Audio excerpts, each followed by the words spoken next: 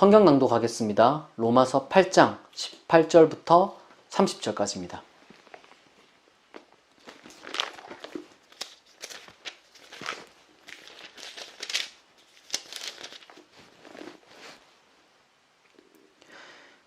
생각하건대 현재의 고난은 장차 우리에게 나타날 영광과 비교할 수 없도다. 피조물이 고대하는 바는 하나님의 아들들이 나타나는 것이니 피조물이 허무한 데에 굴복하는 것은 자기 뜻이 아니요 오직 굴복하게 하시는 이로 말미암음이라.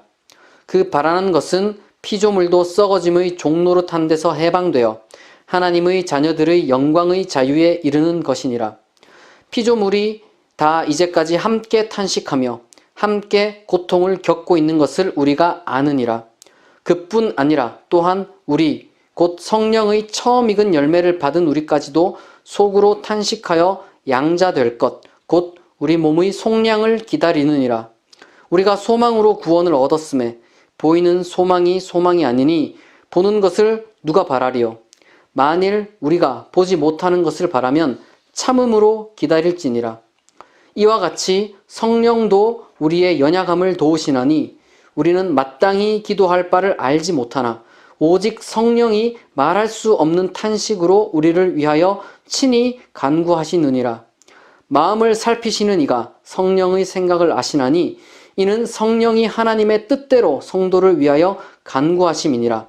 우리가 알거니와 하나님을 사랑하는 자 곧 그의 뜻대로 부르심을 입은 자들에게는 모든 것이 합력하여 선을 이루느니라. 하나님이 미리 아신 자들을 또한 그 아들의 형상을 본받게 하기 위하여 미리 정하셨으니 이는 그로 많은 형제 중에서 맏아들이 되게 하려 하심이니라. 또 미리 정하신 그들을 또한 부르시고 부르신 그들을 또한 의롭다 하시고 의롭다 하신 그들을 또한 영화롭게 하셨느니라. 아멘. 로마서 강의 19번째 시간입니다. 바울은 이 본문을 통해서 현재의 고난을 그리스도인은 어떻게 받아들여야 할지 그 자세에 대해서 이야기를 해주고 있습니다. 먼저 18절을 다시 읽어보겠습니다. 생각하건대 현재의 고난은 장차 우리에게 나타날 영광과 비교할 수 없도다. 바울은 지금 현재와 미래를 대비시킵니다. 많은 학자들은 바울이 단순히 이것을 시간적인 개념이 아니라 이제 곧 완전히 새로운 시대가 도래할 것이라고 믿었다고 생각을 합니다. 그러니까 전문 용어로는 임박한 하나님의 나라, 그러니까 정확히 언제인지 모르지만 곧 도래할 하나님 나라를 믿었다는 거죠. 그러니까 단순히 시간이 좀 지난 이 정도가 아니라 완전히 새로운 시대가 시작될 것이고, 그리고 이제 이미 시작되기도 했고 그것의 완성이 얼마 남지 않았다, 이렇게 믿었다는 겁니다. 그렇기 때문에 사도 바울은 현재의 고난은 이제 곧 끝날 것이기 때문에, 왜냐하면 이제 새로운 시대가 완성될 것이기 때문에 그 미래에 대한 기대가 매우 확신에 찬 어조로 다소 이제 현재의 고난이 별것 아닌 것, 그 정도의 수준으로 그렇게 강하게 표현이 되는 것이죠. 물론 바울의 그러한 기대는 비록 시간적인 도래는 아닐지라도 어쨌든 곧 임박한 그런 건 아니었어요. 시간적으로는 사도 바울이 조금 부적절하다, 이렇게 말할 수 있습니다. 왜냐하면 2000년이 지난 오늘까지도 그가 꿈꾼 그 미래가 완성된 것은 아니기 때문입니다. 왜냐하면 바울은 자기가 살아있을 시대나 아니면 이제 얼마 지나지 않아서 곧 그런 나라가 완성될 거라고 믿었기 때문이죠. 하지만 비록 그러한 부적절함은 있다 할지라도 바울의 현재 고난 혹은 현재 고통에 대한 그의 해석, 그리고 이제 그의 해석에 기반한 그 고통을 어떻게 우리가 받아들여야 할지, 그러한 기독교인의 태도에 대해서는 우리가 지금도 유익하게 들을 것이 있다, 이렇게 말할 수가 있겠습니다. 19절에서 22절을 읽어보겠습니다. 피조물이 고대하는 바는 하나님의 아들들이 나타나는 것이니 피조물이 허무한 데 굴복하는 것은 자기 뜻이 아니요 오직 굴복하게 하시는 이로 말미암음이라. 그 바라는 것은 피조물도 썩어짐의 종노릇 한 데서 해방되어 하나님의 자녀들의 영광의 자유에 이르는 것이니라. 피조물이 다 이제까지 함께 탄식하며 함께 고통을 겪고 있는 것을 우리가 아느니라. 여기서 바울은 피조물 혹은 뭐 창조세계 혹은 뭐 자연을 의인화 시켰습니다. 그러니까 마치 실제 인간이 아니라 자연도 정말로 무슨 탄식하는 것처럼, 그리고 뭐 고통을 느끼는 것처럼 표현했습니다. 이것은 그냥 바울의 하나의 수사학이라고 우리가 볼 수 있겠죠. 이러한 표현 이면에는 분명히 창세기 3장의 그 타락 사건이 전제되어 있습니다. 그러니까 이미 이전의 로마서 강의에서 살핀 대로 사도 바울은 창세기에 많은 곳을 이제 의존하고 있죠. 우리가 이러한 사도 바울의 수사, 그러니까 자연의 의인화를 문자 그대로 받을 필요는 없는 겁니다. 정말로 무슨 뭐 돌이나 강이나 아니면 심지어 뭐 동물들이 탄식을 한다거나 사람처럼 그렇게 뭐 이렇게 소리를 낸다거나, 그러니까 뭐 으르렁거리는 것이 정말로 우리가 말하는 그런 추상적인 개념을 이야기를 하는 것은 아니니까요. 우리가 그것을 문자적으로 받을 필요는 없습니다. 지금 문제시 되는 것은 따라서 자연에 대한 올바른 이해를 우리 인간이 갖지 못하게 될 때 그 자연도 그런 어떤 잘못된 길을 혹은 이제 잘못된 방식으로 이제 뭐랄까 좀 문제가 된다는 거예요. 이제 고통을 받는다 이렇게 이제 표현할 수가 있는 것이죠. 문제가 발생한다는 겁니다. 지금 사도 바울은 말하자면 인간은 일종의 이제 자연과 구별됩니다. 그러나 동시에 자연과 인간은 함께 탄식하고 이제 함께 고통을 겪는다는 표현을 통해서 이 밀접한 관계, 뭐 연대라고 말할 수도 있겠죠. 이제 그걸 표현하고 있는 거예요. 말하자면 인간이 어떻게 하냐에 따라서 이제 자연도 달라진다. 말하자면 인간의 자연에 대한 다스림에 대해서 지금 말을 하고 있는 것입니다. 그러니까 하나님의 자녀가 된 이들, 그러니까 하나님과 화해한 자들이 아니면 자연은 제대로 다스림을 받지 못한다는 거예요. 자연에 대해서 인간이 어떤 입장을 취할 수 있느냐, 어떤 위치를 갖느냐, 여기에 대해서는 세 가지 정도 입장이 나뉘어질 수가 있습니다. 첫 번째, 인간은 자연의 일부에 불과하다. 말하자면 인간도 자연에 소속되는 그냥 이제 자연의 일부 중 하나라는 것이죠. 두 번째는 인간은 자연으로부터 구별되고 또한 초월해야 되는 이런 입장이 있습니다.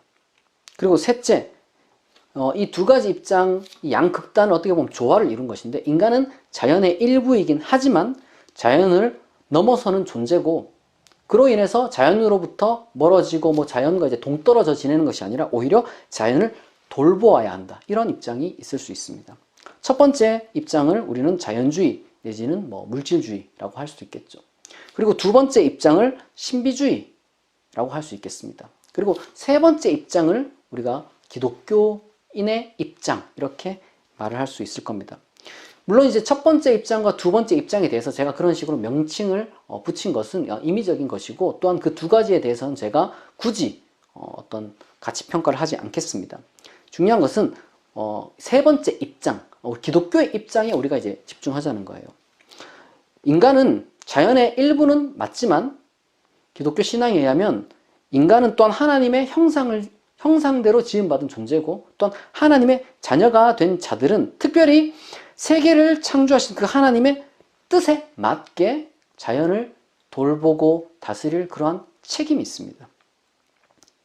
말하자면 자연을 인간과 동일시하지 않으면서도 자연을 또한 내버려 두지 않고 오히려 이제 돌보겠다는 의식을 가져야 하고, 이제 그렇게 되지 않을 때면 이제 기독교 신앙 혹은 이제 바울의 그 평가에 의하면은 자연은 방치되거나 착취되거나 때로는 뭐 정반대로 뭐 인간과 같은 지위를 누리게 되는데, 인간과 같은 지위를 자연이 누리게 될 때 어떤 일이 발생하냐면 역설적으로 사람이 소외되는 그러한 불균형한 그런 어떤 혼란스러운 일이 발생하는 겁니다. 그리고 그것은 필연적으로 고통으로 이어지게 되는 거예요. 그러니까 인간과 자연의 그 정확한 그 위치 혹은 그 질서를 우리가 기독교 신앙을 통해서 정리를 할 필요가 있다는 것이죠.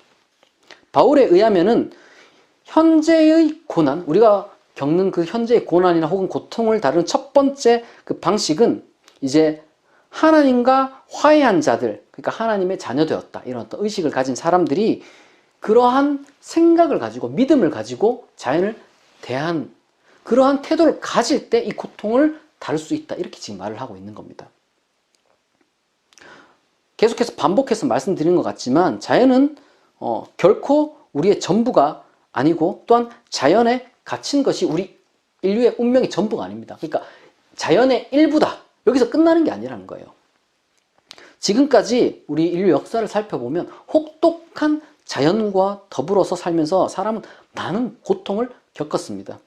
그리고 이제 더 큰 문제는 그러한 수많은 자연 재앙들을 물리적으로 겪으면서 그런 어떤 괴로워했던 그 물리적인 것뿐만 아니라 심리적으로도 이것을 하나님의 진노가 아닌가, 이렇게 우리가 오해하면서 2배의 고통을 겪었다는 겁니다. 하지만 하나님의 자녀가 되었다는 것이 무엇이에요? 하나님을 아버지로 부른다는 거잖아요. 그러니까 우리를 향하신 하나님의 뜻은 오직 사랑밖에 없다는 것을 우리가 믿음으로 깨달은 거잖아요. 따라서 그리스도인은 어떠한 그런 혹독한 자연의 물리적인 아픔 속에서도 하나님에 대한 사랑의 마음을 잃지 않습니다. 그것이 바로 하나님의 뜻을 성취하는 것이기도 하죠. 그 과정 중에서 그러한 어려운 가운데서도, 그러한 고통과 고난의 상황 가운데서도 하나님은 나를 사랑하신다는 그 믿음을 잃지 않고, 그렇다면 이것은 어떤 뜻이 있을까라고 고민하면서 좌절하지 않고 우리 스스로 망가뜨리지 않고 그렇게 꿋꿋하게 살아가는 것이야말로 참된 그리스도인의 신앙이라는 거예요. 하나님의 자녀는 특별히 이제 자연재해라고 할 수 있겠죠. 그런 어떤 자연재해나 그러한 재해로 인한 고통과 악을 결코 하나님의 진노로 해석하지 않습니다. 그렇기 때문에 우리가 심리적인 고통으로부터 해방이 되고, 한 걸음 더 나가서 자연을 우리가 다스려야 할 대상으로 보고 있기 때문에 우리는 그런 물리적인 어려움들을, 아픔들을 극복해 나갈 용기를 얻게 되는 거예요. 하나님을 아버지로 인식하고 하나님의 뜻을 발견하고 또한 자연을 바라보는 상을 이와 같이 바꿈으로써 기독교인은 고통을 진노나 형벌이나 아니면 무슨 아무런 목적도 없고 의미도 없는 그러한 맹목적인 재난으로 보는 것이 아니라 오히려 다스려야 될 그러한 대상으로 여기는 강인한 마음을 갖게 되는 겁니다. 이는 마치 날뛰는 야생마를 길들이는 것과 같아요. 그러한 과정 중에서 우리 사람은 강해지고 또한 자연도 그런 사람의 다스림에 맞게, 그 다스림을 통해서 그 목적에 따라 하나님의 자유를 위해 섬기게 되는 것입니다. 계속해서 22절부터 23절부터 25절을 읽어보겠습니다. 그뿐 아니라 또한 우리 곧 성령의 처음 익은 열매를 받은 우리까지도 속으로 탄식하여 양자 될 것 곧 우리 몸의 속량을 기다리느니라. 우리가 소망으로 구원을 얻었음에 보이는 소망이 소망이 아니니 보는 것을 누가 바라리요. 만일 우리가 보지 못하는 것을 바라면 참음으로 기다릴지니라. 성령의 처음 익은 열매라는 표현이 직역을 한 건 맞아요. 그렇게 되어 있긴 한데 사실은 성령 곧 처음 익은 열매, 이렇게 이제 동격으로 해석하는 것이 조금 더 적절합니다. 그런데 우리가 여기서 의문이 생길 수가 있어요. 사도 바울은 이미 우리는 양자의 영을 받았고, 그러니까 이제 하나님의 자녀가 이미 되었는데 어째서 바울은 23절에서 이제 양자 될 것을 기다린다고 이제 말을 했으며, 그리고 또한 도대체 양자 될 것, 다시 말해서 몸의 속량, 몸의 구원을 기다린다, 이렇게 이제 말했느냐, 이제 의문이 들 수가 있습니다. 이것은 사도 바울의 그 신학을 우리가 좀 분석할 필요가 있는데, 이것은 이제 사도 바울이 지금 완성을 바라보고 이야기를 하는 거예요. 신학자들은 예전부터, 아주 예전부터 이러한 그 내용을 이미, 그러나 아직이라는 아주 짧고 강력한, 그러나 매우 정확한 표현을 통해서 이것들을 이제 설명해 냈습니다. 말하자면 우리는 이미 하나님의 자녀고 또한 구원받은 자로 살아가지만 완성에 도달한 것은 아직 아니라는 거예요. 기독교인은 따라서 지금 현재에도 행복하고 아름다운, 그리고 또 강인한 삶을 살 수 있지만 더 나은 미래를 기대할 수 있다는 겁니다. 훨씬 더 좋은 소망을 가질 수 있다는 거예요. 24절에서 소망으로 구원을 얻었다는 그런 표현인데, 이것은 단순히 막연하게 잘 될 거야 라는 어떤 그런 낙관적인 태도나 낙천주의적인 사고 방식을 가리키는 것이 아니라 매우 구체적으로, 아주 매우 구체적으로 기대해야 하는 어떤 특별한 기독교인의 상이 있으면서 이제 그것을 기대하는 삶, 그것을 고대하면서 그 소망의 힘으로 기뻐하는 그 삶, 그것을 가리키는 것입니다. 예를 한번 들어볼게요. 이제 난파선으로 이제 무인도에 누가 이렇게 떨어졌어요. 이제 하루하루 살아가면서 이제 죽어가는 사람이 있는데, 이런 사람에게는 맹목적이고 뭐 두루뭉술한 그러한 낙천주의는 오래 가지 못해요. 뭐 잘 되겠지, 뭐 어떻게든 되겠지, 이러한 두루뭉술하고 추상적인 낙천주의는 참된 소망이 될 수 없습니다. 오히려 이 사람에게 지금 진짜로 필요한 소망이 뭐예요? 나를 구하러 곧 구조선이 올 거다. 이런 좀 구체적인 희망을 가져야지 이 사람이 힘을 가질 수 있을 거 아니에요. 사도 바울이 말하는 구속은 몸의 속량, 다시 말해서 우리의 실존의 완성이라고 할 수 있습니다. 바울은 그리고 여기서 눈에 보이지 않는 것을 바란다 라고 말했어요. 이것은 무슨 가능성도 없고 두루뭉술하고 추상적이고 뭐 말도 안 되는 그런 것을 바란다, 이런 의미가 아니라 우리가 상상하는 것보다 훨씬 더 좋은 것이 기다리고 있다는 바울의 일종의 어떤 벅찬 감동을 말하는 겁니다. 눈에 보이는 것, 그러니까 우리가 뻔히 상상할 수 있는 그러한 세계를 뛰어넘는 세계가 올 것이라는 거예요. 그것이 바로 하나님이 준비한 하나님 나라이자 우리가 새롭게 입게 될 우리의 새로운 실존이라는 것입니다.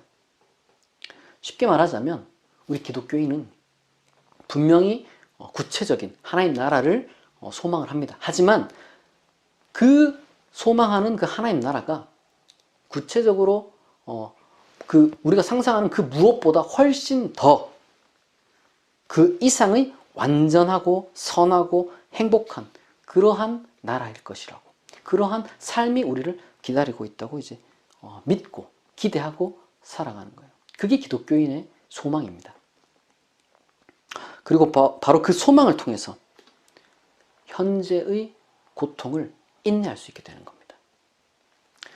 여기서 바울은 멈추지 않습니다. 26절에서 28절을 읽어보겠습니다. 이와 같이 성령도 우리의 연약함을 도우시느니 우리는 마땅히 기도할 바를 알지 못하나 오직 성령이 말할 수 없는 탄식으로 우리를 위하여 친히 간구하시느니라. 마음을 살피시는 이가 성령의 생각을 아시나니 이는 성령이 하나님의 뜻대로 성도를 위하여 간구하심이니라. 우리가 알거니와 하나님을 사랑하는 자 곧 그의 뜻대로 부르심을 입은 자들에게는 모든 것이 합력하여 선을 이루느니라. 앞서 자연이 피조물이 의인화되었던 것처럼 여기서 이제 성령도 다소 의인화되었습니다. 하지만 이전의 로마서 강의에서 말씀드렸던 것처럼 어떤 형이상학적이고 신비적인, 그러니까 우리가 뭐 말로 설명하기도 힘든 그런 어떤 신비적인 성령의 내주, 마치 그러니까 화학작용 같은 우리와 그리스도의 그런 연합을 지금 말하는 것이 아니라 뜻 혹은 의지의 일치로 해석되어야지 실천적으로 우리의 신앙의 의미가 있습니다. 바울에 의하면 성령은 우리가 고통받을 때, 아니면 우리가 그냥 살아갈 때 어쨌든 우리가 기도할 내용을 모른다고. 그런데 그 기도의 내용을, 우리가 무엇을 기도해야 될지 성령께서 가르쳐주고 계신다. 이렇게 지금 의인화해서 수사학적으로 표현을 하는 것입니다. 기도라는 것이 뭐 정해져 있는 건 아니죠. 뭐 기도는 이렇게 해야 된다, 저렇게 해야 된다, 수많은 뭐 법칙을 제시하는 분들도 있습니다만은 기도라는 것은 분명히 그런 식으로 뭐 엄격하게 규율화된 것은 아닙니다. 그럼에도 불구하고 바울은 현재의 고난, 이것을 기도로 다스리라고 지금 가르쳐 주는 거예요. 사도 바울은 양자의 영 혹은 그리스도의 영, 다시 말해서 성령을 통해서 하나님의 뜻을 우리가 이제 알게 되었고, 그리고 이제 우리가 그 하나님의 뜻을 기억하고 그 뜻에 맞게 기도하게 되면 현재의 이 고통에 대한 인내하는 힘을 얻게 된다. 그렇게 가르치고 있는 것입니다. 하나님의 뜻은 뭐냐? 하나님의 섭리에 대한 믿음이죠. 28절입니다.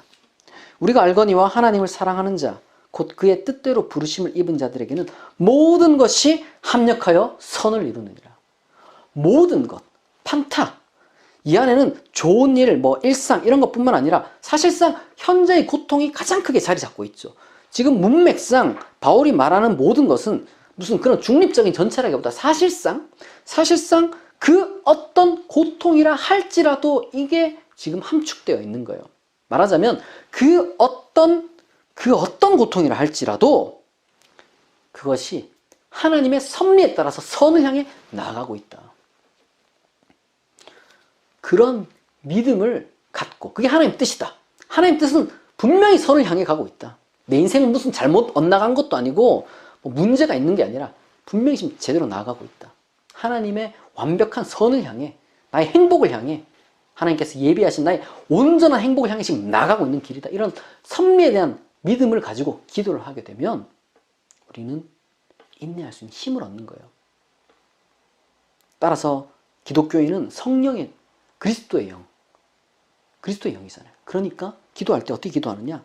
아무리 괴로운 순간에도 그리스도처럼 아바 아버지 할 수 있다면 이 잔을 내게서 옮기시옵소서. 그러나 나의 원대로 마시고 아버지의 원대로 하옵소서. 이렇게 기도를 하면서 우리는 고통을 이겨낼 수 있는 힘을 또 한 번 얻게 되는 겁니다. 마지막으로 29절에서 30절을 읽어보겠습니다. 하나님이 미리 아신 자들을 또한 그 아들의 형상을 본받게 하기 위하여 미리 정하셨으니 이는 그로 많은 형제 중에서 맏아들이 되게 하려 하심이니라. 또 미리 정하신 그들을 또한 부르시고 부르신 그들을 또한 의롭다 하시고 의롭다 하신 그들을 또한 영화롭게 하셨느니라. 비록 바울이 후대의 신학자들이 발전시킨 어떤 그런 엄격한 의미의 신학적 예정론을 말하고 있다, 그렇게 말할 수는 없습니다. 그러나 하나님은 결코 임의로 일하시는 분이 아니다. 바울은 이런 확신을 가지고 있어요. 그러니까 인간을 위한 하나님의 계획이 있다는 거죠. 신학적으로 이것을 하나님의 작정이라고 부릅니다. 그러니까 단순히 삼라만상에 대한 하나님의 다스림을 뜻할 때는 하나님의 섭리라고 말을 하지만 이 사람을 위한, 이 인간을 위한, 좀 구체적으로 말하자면 나를 위한 하나님의 특별한 계획이 있다. 이것을 우리가 하나님의 작정이라고 불러요. 18절에서 영광을 가리킬 때 이제 명사가 사용되는데 그 명사의 동사 형태가 지금 여기서 이제 사용되었습니다. 그러니까 바울이 이제 사용한 단어가 18절에서는 영광으로 이제 사용됐고 여기서는 이제 영화롭게 하셨다라고 이제 사용이 됐는데 뭐 같은 어근입니다. 그런데 여기 보면은 영화롭게 하셨다라고 과거 시상을 사용해요. 18절에서는 마치 미래를 가리키는 표현으로 영광을 말했는데 지금은 이미 발생한 사건으로 영광을 말한다는 것이죠. 그 이유는 우리가 겪는 어떤 역사 속에서가 아니라 하나님의 작정 안에서, 그러니까 하나님의 계획 안에서 시간 전에 영원에서 이미 이 모든 것이 완성된 상태다. 이것을 가리키는 바울의 수사인 거예요. 사실상 지금 여기서 있는 바울은 여기서 모든 동사를 과거 시상으로 사용했어요. 그러니까 현재의 고난은 말하자면 이제 통과 지점이고 하나님은 우리를 영광스럽게 할 것이다. 이것은 이미 결정된 거예요. 하나님은 뭐 그때그때 임의로 막 리액션을 하는 게 아니라 이미 하나님의 계획 안에 다 있다는 거예요. 거기에 대한 확고한 믿음이 적어도 바울에게는 있었던 겁니다. 그리고 우리가 그러한 믿음을 가진다면 그 어떤 상황 속에서도 우리를 향한 하나님의 선하신 그 뜻에 대해서, 하나님의 의지에 대해서 우리가 흔들리지 않는 믿음을 갖고 이 고통 가운데서도 인내할 수 있는 힘을 얻게 될 것입니다. 정리하자면 이렇습니다. 현재 우리가 겪는 고난은 우선은 우리가 자연에 대한 혹은 이제 세계에 대한 우리의 관점부터 우리가 수정을 해야 돼요. 어떤 자연재해라든지 어떤 뭐 일어나는 많은 우리가 감히 불행하다라고 이제 말할 수 있는 그런 일들을 겪을 때 내 인생은 왜 이렇지? 저주받은 인생인가? 뭐 이렇게 생각하는 게 아니라 하나님은 나를 사랑하신다는 그 확고한 믿음이 있으면은 지금 내게 일어나는 모든 일에는 분명히 다 무슨 뜻이 있다. 우리가 정확하게 알지 못하지만 그런 식으로 우리가 뭐랄까 심리적인 고통으로부터 해방될 수 있는 거예요. 마치 지금 내가 겪는 것이 하나님의 모든 형벌이라든지 하나님의 진노 때문이라든지 그런 식으로 생각하는 것도 아니고, 또한 무슨 목적도 없고 의미도 없다 이렇게 생각하는 것이 전혀 아닙니다. 오히려 우리는 그 과정 가운데서 우리 스스로를 굳게 강하게 할 수 있는 계기로 삼아야 하고, 또한 자연의 참된 그 존재 목적, 우리 인간의 존재 목적뿐만 아니라 자연의 참된 존재 목적의를 추구할 수 있게 만드는 그런 과정 중에 발생하는 어려움을 우리가 겪고 있다, 이 정도로 우리가 강하게 생각할 수가 있는 거예요.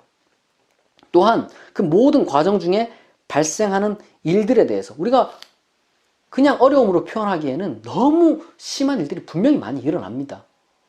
그러나 그것과는 비교도 할 수 없는, 우리가 이제 보상이라는 표현으로도 부족한, 그러한 상상도 할 수 없는 그러한 세계가 예비되어 있습니다.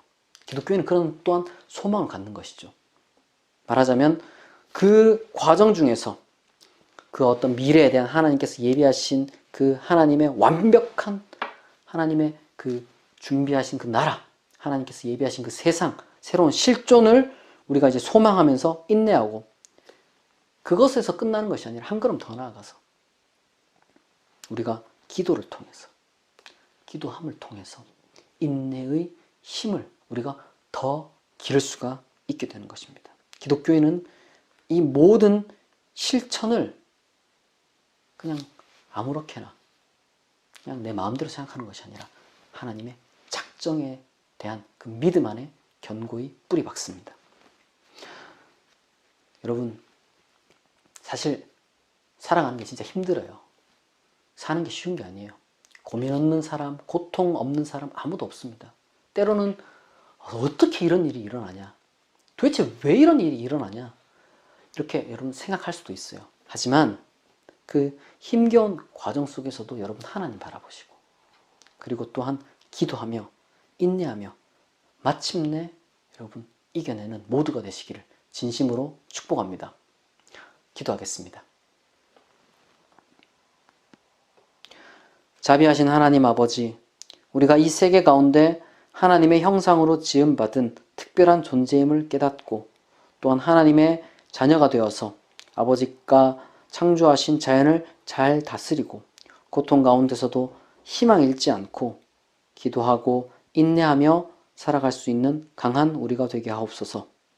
예수 그리스도의 이름으로 기도합니다. 아멘.